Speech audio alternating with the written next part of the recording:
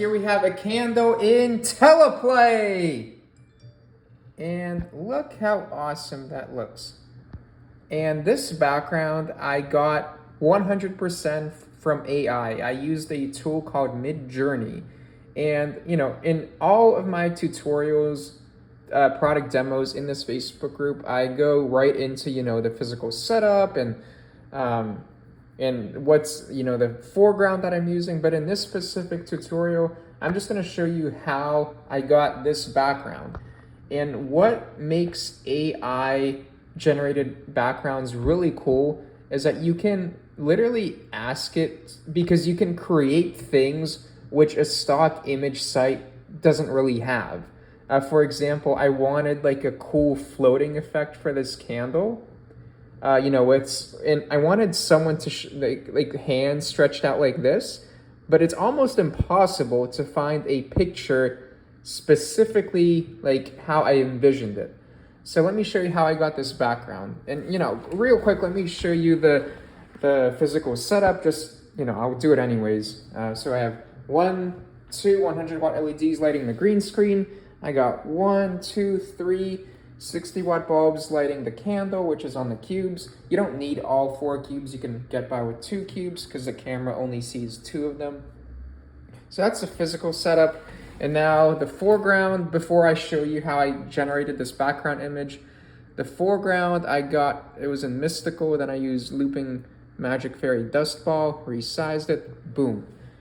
And that's it. That's it for the physical setup. Make sure you have preferably 3 lights, because you have those cubes and you want them lit well, and usually 2 to 3 lights does the job. Now, let me show you the amazing Midjourney tool I used to get this background. So here's how Midjourney works. Here's the interface. If you Google, if you can YouTube how to actually, download this whole app and everything. But here's how easily it works. So here's how it works. So what you want to do is press Imagine. And now you can type in the prompt. So I'm going to type girl holding out her hands, 8K nightlight. Now you just press waiting to start. Okay, so now you just wait for, it'll take about, I think, a couple minutes for these images to generate. Oh, okay, here, it's actually working now. So now we just wait and see what happens. So it's going to create another variation of the image you just saw, which I used in that scene right there.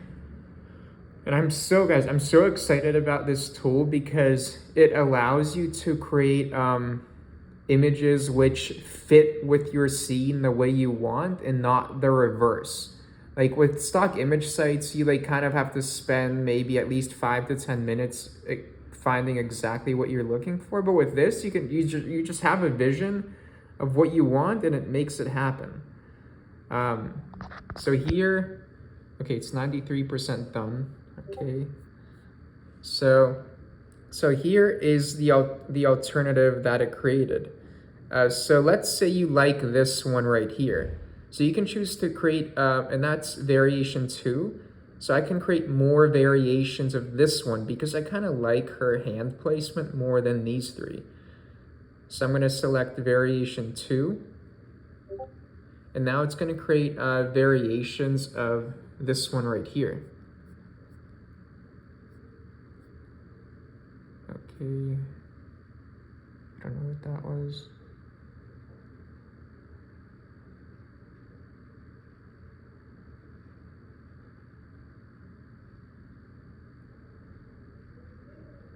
Okay, so now it's creating variations of what you just saw. So see, 55% complete.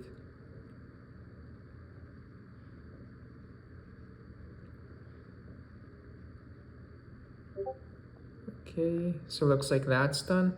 And so let's say that I really like, okay, her fingers are a little weird, so I may wanna, so as you can see, you can keep on playing with this. you can create more variations to get her hands the way you want. And once you like something, let's say like this one, just click upsize 4. That means it'll give you an upscaled image of this one right here. Okay, tummy tuck scar. Okay, this is, what is going on here? Oh my god. Okay. Okay, so here is the new scene I made.